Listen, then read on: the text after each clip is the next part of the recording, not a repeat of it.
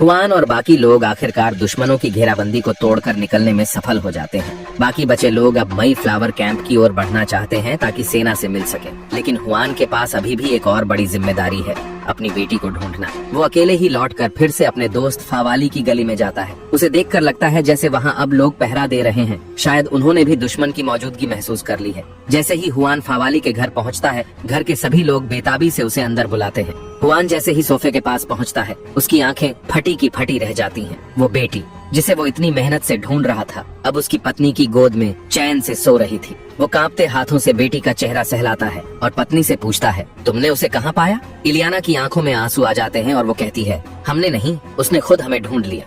अब जब सब लोग मिल चुके हैं, फावाली तय करता है कि अब सभी को समुंदर के बीच बने टापू की ओर निकल जाना चाहिए। मगर समस्या ये थी कि उनके पास सिर्फ एक गाड़ी थी और इतने सारे लोग उसमें समा नहीं सकते थे। इसी बीच एक पड़ोसी वहाँ आता है। असल में वो फावाली को स्वयंसेवी सुरक्षा दल में शामिल करने आया था। उसका कहना था कि इस गली के ज्यादातर लोग अब दुश्मनों का मुकाबला करने और अपने घरों की रक्षा के लिए तैयार हैं। मगर जब उसे पता चलता है कि फावाली जाने वाला है, तो वो बड़े दिल से कहता है, मैं तुम्हें एक पुरानी वैन दे सकता हूँ, लेकिन बदले में तुम्हारा गैराज हमें बतौर बेस इस्तेमाल करने देना होगा। फावाली का मन भले ही भारी था, मगर वो जानता था कि यहाँ रुकना अब सिर्फ मौत को बुलावा देना है। आखिरकार वो सौदा मान जाता है। अगली सुबह हुआन और बाकी लोग अपना सामान समेटते हैं और 2 गाड़ियों में सवार होकर समुद्री टापू की ओर निकल पड़ते हैं। गली के लोग उन्हें शुभकामनाएं देकर विदा करते हैं, बिना यह जाने कि वो सब किस कदर तबाही के मुंह में जाने वाले हैं। फावाली पहले ही पूरा रूट प्लान कर चुका था। वो बंदरगाह तक सड़क से जाएंगे और फिर नाव से आगे बढ़ेंगे। मगर जैसे ही वे करीबी बंदरगाह पहुँचे, जो नजारा उन्होंने देखा वो किसी बुरे सपने से कम नहीं था। गहराई से भरा समुद्र अब पूरी तरह सूख चुका था। वहाँ की दर्जनों नावें कीचड़ में धंसी हुई थीं, जैसे किसी ने उन्हें खिलौनों की तरह फेंक दिया हो। एक बूढ़ा मछुआरा अब भी उसी तरह बैठा है जैसे सब कुछ सामान्य हो, लेकिन उसके पास रखी बाल्टी में एक छोटी मछली अब भी खुशी खुशी तैर रही है। गंजा लुकास अब बिल्कुल सफेद चेहरा लिए खड़ा है। समुद्र का अचानक पीछे हट जाना एक भयंकर सुनामी का संकेत है। सबको समझ आ जाता है कि ये कोई घबराहट में किया गया अनुमान नहीं है। वे तुरंत दिशा बदलते हैं। अब वो जानते हैं कि समंदर का टापू कोई विकल्प नहीं रहा। अब एकमात्र उम्मीद बची है, मई फ्लावर कैंप। रास्ते के दोनों ओर वाहनों की कतारें किसी लोहे के अजगर जैसी दूर तक फैली हुई थीं। तभी एक काली धुआं सबका ध्यान खींचता है। जब वे पास जाते हैं तो देखते हैं एक कार पलटी हुई है। ड्राइवर के हेलमेट पर गोलियों के निशान हैं। अब ये साफ हो जाता है, ये हमला किसी बाहरी दुश्मन ने नहीं बल्कि किसी अपने इंसान ने किया है। मगर हुआन अब इन सवालों पर सोचने की हालत में नहीं है। उसकी बेटी आना भले ही अब सुरक्षित लौट आई है, मगर अजीब बर्ताव कर रही है। उसे ये तक याद नहीं कि वो अपनी माँ तक कैसे पहुँची। इलियाना मानती है कि ये सब थकावट का असर हो सकता है और कुछ आराम से वो ठीक हो जाएगी। इसी दौरान वो एक बड़े सुपरमार्केट के पास से गुजरते हैं। अंदर लोगों की भीड़ लगी हुई है, जो पिछले सुनसान रास्तों के मुकाबले बिल्कुल अलग माहौल दिखा रहा है। एक मध्यम उम्र का आदमी हुआन को बड़े प्यार से अंदर ले जाता है। वो बताता है कि ये इलाका सबसे बड़ा जीवित लोगों का ठिकाना है और यहाँ का भंडार सैकड़ों लोगों के लिए कई हफ्तों तक काफी है। एक लंबे समय बाद सबने मिलकर भरपेट खाना खाया। खाने के दौरान हुआन झिझकते हुए उस नक्शे में दिखे शव के बारे में पूछता है। तभी कुछ लोगों के चेहरे की रंगत उड़ जाती है। उन्हें पहले से ही खबर थी कि हाल ही में कुछ अपराधी आसपास के इलाकों में घूम रहे हैं। शायद वो लोग जेल से भागे हुए कैदी हैं। हुआन ये सुनकर परेशान हो जाता है। कुछ तो है जो उसे सही नहीं लग रहा। उधर गंजा लुकास कुछ नौजवानों के साथ हंसी मजाक में मस्त है। वो कहता है कि शुक्रवार को वो थोड़ी शराब की तलाश में निकलेगा। आखिरकार आधा सुपरमार्केट छानने के बाद लुकास को अपनी पसंद की शराब मिल जाती है। जैसे ही वो एक घूंट लेने वाला होता है, सुपरमार्केट के पिछले दरवाजे से कुछ हलचल होती है। लुकास की भौहें सिकुड़ जाती हैं। अगली सुबह तेज कोलाहल ने हुआन को नींद से जगा दिया। वह भीड़ के साथ सुपरमार्केट के दरवाजे की ओर भागा। वह देखता है कि सभी लोग उत्साहित होकर आसमान की ओर देख रहे हैं। कई दिनों से चल रही जानलेवा बर्फबारी आखिरकार थम चुकी थी। बहुप्रतीक्षित सूरज की किरणें बादलों को चीरकर सफेद बर्फ की जमीन पर सोने जैसी रोशनी बिखेर रही थीं। युवा सबसे पहले सुपरमार्केट से बाहर निकली, गहरी सांस ली और सबकी तरफ मुस्कुरा कर देखा। सब लोग जोश में सुपरमार्केट से बाहर निकलने लगे। चारों ओर जोरदार खुशी की आवाजें गूंज उठी। फावाली ने तुरंत अपनी कंपास निकाली, मगर देखा कि दिशाएं अब पूरी तरह उलट चुकी हैं। इसका मतलब था आपदा अभी खत्म नहीं हुई थी। तभी इलियाना घबराकर पूछती है, क्या किसी ने लुकास को देखा है? हुआन और बाकी लोग तुरंत सुपरमार्केट में उसे ढूंढने दौड़े, मगर उन्हें बस एक शराब की बोतल मिली। लुकास कहीं नजर नहीं आया। अचानक एक कार जोर से ब्रेक मारती है और सुपरमार्केट के सामने रुकती है। उसमें से 3 हथियार बंद नकाबपोश उतरते हैं। बिना कुछ कहे वो सीधे हमला कर देते हैं। जब हुआन शोर सुनकर मौके पर पहुंचा, पूरी जगह पहले ही हड़कंप में बदल चुकी थी। सभी जीवित लोग बेतहाशा इधर उधर भाग रहे थे। इलियाना कांपती आवाज में बताती है कि उनकी बेटी आना अभी कुछ देर पहले ही बाहर खेल रही थी। हुआन के मन में तुरंत डर समा जाता है। उसे लगता है कि ये तीनों हमलावर आना के लिए खतरा बन सकते हैं। 3:51 तभी इलियाना एकदम युद्ध मोड में आ जाती है। उसने लगातार निशाना साधते हुए 2 हमलावरों को ढेर कर दिया। तीसरा हमलावर कहीं गायब हो चुका था। हुआन एक शव के पास गया, उसका नकाब हटाया तो देखा वो एक थकी हारी सी अधेड़ महिला थी। उसकी गर्दन में एक बच्चों का लॉकेट लटक रहा था। हुआन को एक ठंडी सिहरन महसूस होती है। एक माँ निर्दोष लोगों पर हमला क्यों करेगी? तभी दूर से ट्रकों के इंजन की गड़गड़ाहट सुनाई देती है। कुछ सैनिकों की गाड़ियां सुपरमार्केट के सामने रुकती हैं और वो गायब लुकास उन्हीं ट्रकों में से एक पर खड़ा दिखाई देता है। फिर सभी बचे हुए लोग उन ट्रकों में बैठ जाते हैं और सेना के साथ मई फ्लावर कैंप की ओर रवाना हो जाते हैं। हुआन और बाकी लोग लुकास से पूछते हैं कि पिछली रात उसके साथ क्या हुआ था। लुकास सिर हिलाकर बताता है कि उसे कुछ याद नहीं, वो तो बस कुछ घूंट पीने के बाद सब कुछ भूल गया। बाद में सैनिकों ने उसे सड़क किनारे जगाया और कहा कि वे लोग मई फ्लावर कैंप से आए हैं। फिर वे उसे सीधे सुपरमार्केट ले आए। हुआन को ये सुनकर मन में अजीब सा शक होता है।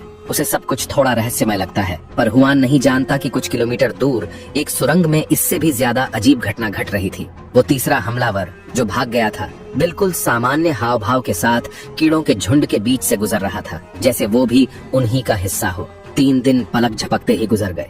4:47 अब हुआन और बाकी बचे लोग मई फ्लावर कैंप में बस चुके हैं। कई युवा खुद ही लड़ाई की टीम में शामिल हो गए हैं ताकि पुनर्गठन की लड़ाई में योगदान दे सकें, और ज्यादातर बची हुई महिलाएं मेडिकल यूनिट में भेजी गई हैं, क्योंकि इस दुनिया में घायल कभी खत्म नहीं होंगे। फवाली को एक सैनिक कमांड रूम में बुलाता है। पता चलता है कि शीर्ष कमांडर को लुकास से पता चला है कि वो इलेक्ट्रॉनिक्स और मशीनों का एक्सपर्ट है। अड्डे पर एक पुराना वायरलेस ट्रांसमीटर है जिसके लिए एक पेशेवर ऑपरेटर की जरूरत है, मगर फवाली अपनी खराब सेहत का हवाला देकर इस काम को ठुकरा देता है। वहीं कैंप के मैदान में हुआन 2 झगड़ते हुए दोस्तों को देखता है। 5:17 तभी उसे पता चलता है कि शीर्ष अधिकारी ने फवाली को एक मिशन दिया था। उसे शहर के केंद्र में जाकर एक ट्रांसमीटर चलाना था ताकि और बचे हुए लोगों को बुलाया जा सके मई फ्लावर कैंप में पनाह लेने के लिए। लेकिन फवाली जानता है कि शहर का केंद्र बहुत खतरनाक है। चाहे पूरी सैनिक टुकड़ी भी भेजी जाए, वो भी शायद वापस न आ पाए। गंजा लुकास फवाली को स्वार्थी कहता है अगर ये योजना सफल हुई तो हजारों जानें बच सकती हैं। तभी सिग्नल टावर से सीटी की आवाज आती है। कुछ सैनिक ट्रक कैंप में दाखिल होते हैं और पता चलता है कि वे नए जीवित लोगों का एक और दल लेकर आए हैं। फवाली ने एक पुराना जानकार चेहरा देखा, वही पुराना पड़ोसी जिसने उन्हें आरवी मोटरहोम दिया था, मगर अब वो थका, कमजोर और टूट चुका था। उसने कांपती आवाज में कहा, सारे पड़ोसी मर चुके हैं, अब बस वो अकेला ही जिंदा है। रात को कुछ बचे हुए लोग चुपके से हुआन को जगाते हैं। ये वही लोग थे जो पहले उसके साथ बिल्डिंग से भागे थे। अब वो आधे युद्ध साथी जैसे बन चुके थे। नेता क्यांगो बिना लागल पेट कहता है उसे उम्मीद है कि Hwan wireless station setup mission में साथ देगा। क्यांग बचपन से अपने पिता के साथ ट्रेन चलाता आया है। लोग सीधे ट्रेन से शहर के बीचों बीच जा सकते हैं। पूरी रात सोचने के बाद हुआन ने आखिरकार फवाली को मनाया।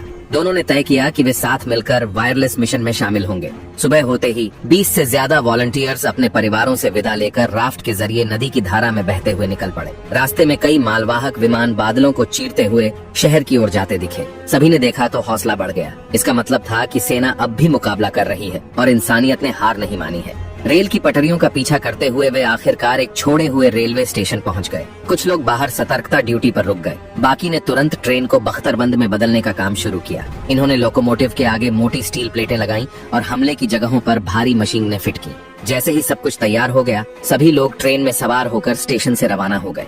किसी ने ध्यान नहीं दिया कि दूर वाटर टावर पर एक क्लॉक पहनी औरत चुपचाप उन्हें देख रही थी। जैसे ही ट्रेन शहर के पास पहुंची, उन्हें दूर से दिखा कि रेल की पटरी एक छोड़े हुए वाहन से बंद हो गई है। लेकिन सभी पहले से तैयार थे। सभी ने सेफ्टी रोप से खुद को कस लिया। वे भयंकर टक्कर के लिए तैयार हो गए। ट्रेन गर्जन करती हुई तेजी से बढ़ने लगी। सब मिलकर राष्ट्रीय गान गाने लगे। लोहे का ये दैत्य बिजली की रफ्तार से हर बाधा को चीरता हुआ बढ़ा। मुड़ी तुड़ी धातु और टुकड़े उड़ते चले गए। ट्रेन ने जबरदस्ती रास्ता बना लिया। जैसे ही धुआं छंटा, सभी ने हवा में हाथ उठाकर जश्न मनाया। वे आखिरकार टूटकर निकलने में कामयाब हो गए। ज्यादा दूर नहीं, ट्रेन शहर के केंद्र की ऊंची इमारत से कुछ 100 मीटर दूर रुक गई, क्योंकि आगे कोई रास्ता नहीं था। अब वॉलंटियर्स को पैदल आगे बढ़ना पड़ा। रास्ते में उन्हें एक गिरा हुआ मालवाहक विमान मिला। उनके मन में सवाल उठा, जब कीड़े उड़ नहीं सकते तो फिर इस विमान को किसने गिराया? लक्ष्य वाली इमारत पर पहुंचने के बाद अधिकारियों ने दल को 3 भागों में बांट दिया। तकनीकी दल उपकरण लेकर छत पर गया ताकि सिग्नल ट्रांसमीटर स्थापित किया जा सके। लड़ाकू दल ने बाहरी इलाके में रक्षा मोर्चा तैयार किया।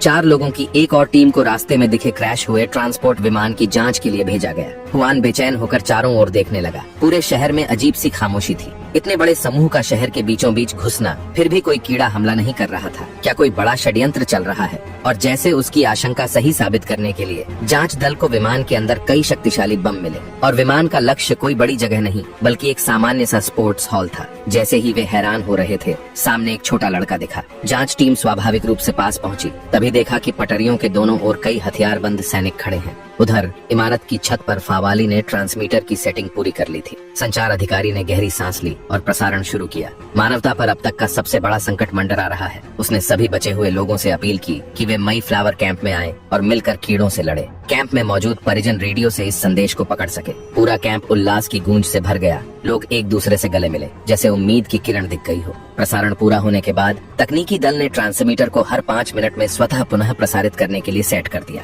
लेकिन जैसे ही वे वापस जाने लगे, किसी ने देखा कि दूर स्थित नदी किनारे का वही स्पोर्ट्स हॉल नीली रहस्यमय रोशनी से चमक रहा था। हुआन ने तुरंत अधिकारी से कहा कि वहां जांच टीम भेजी जाए, लेकिन अधिकारी का चेहरा नीला पड़ गया क्योंकि पहले भेजी गई टीम अभी तक नहीं लौटी थी और अब अतिरिक्त लोग भी नहीं थे। रात गहराते ही हुआन और उसके कुछ दोस्त एक छोटी सी मेज पर ताश खेल रहे थे, लेकिन गंजा लुकास बहुत अजीब व्यवहार कर रहा था। ये रोजमर्रा में शांति से ताश खेलने वाला माहिर आज इतनी बड़ी गलती कर बैठा कि ताश के सबसे बुनियादी नियम तक भूल गया। जब सब लोग हैरान हो रहे थे, तभी लुकास अचानक उठा और अपने हाथ में छुपा चाकू साथी के पेट में जोर से घोंप दिया। जब वो भागने की कोशिश कर रहा था तो हुआन ने उसका पीछा किया और आखिरकार उसे छत के किनारे पर पकड़ लिया।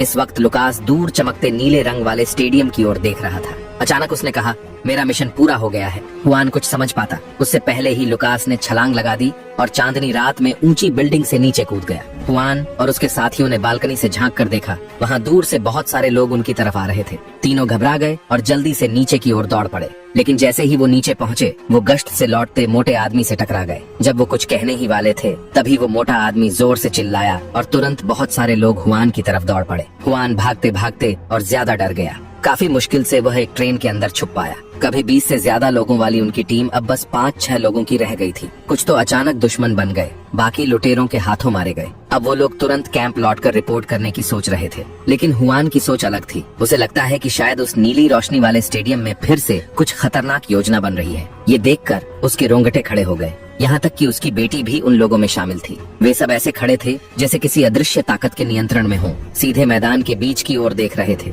जैसे कि वे किसी देवता के अवतरण की प्रतीक्षा कर रहे हों। तभी हुआन को अचानक याद आया, मैंने ये दृश्य पहले भी देखा है। कुछ बड़ा होने वाला है। वह जैसे ही बोलता है, उस नीली रोशनी से एक विशाल जोरदार उंगलियों वाला हाथ बाहर निकलता है। वो हाथ लयबद्ध तरीके से हिलता है। कुछ लोग जैसे आदेश पाकर चुपचाप वहाँ से चले जाते हैं और बाकी वहीं खड़े उस नीली रोशनी को घूरते रहते हैं। उस वक्त हुआन को आखिरकार सब समझ आ जाता है। वो कीड़े जैसी जातियां तो बस एक और उन्नत सभ्यता के स्काउट्स यानी अग्रिम दस्ते थे। असल में उन्हें सामने आने की जरूरत ही नहीं थी। बस जरा सी दूरी से पुनः संरचित ऊर्जा गिराकर, शहर को बंद करके और बचे हुए इंसानों को मानसिक रूप से नियंत्रित करके परग्रही प्रजातियां आसानी से धरती पर कब्जा कर सकती हैं। और वो तथाकथित मई फ्लावर कैंप असल में एलियन सभ्यता द्वारा रचा गया एक जाल था। उन्होंने उच्च सैन्य अधिकारियों को नियंत्रित कर लिया था और विद्रोही सेना के नाम पर बचे लोगों को वहां बुला लिया। ये सभी आने वाले लोग आखिरकार एलियन प्रजातियों के कठपुतली बन जाएंगे। हुआन की बेटी और उसका गंजा दोस्त लुकास पहले ही मानसिक नियंत्रण में आ चुके थे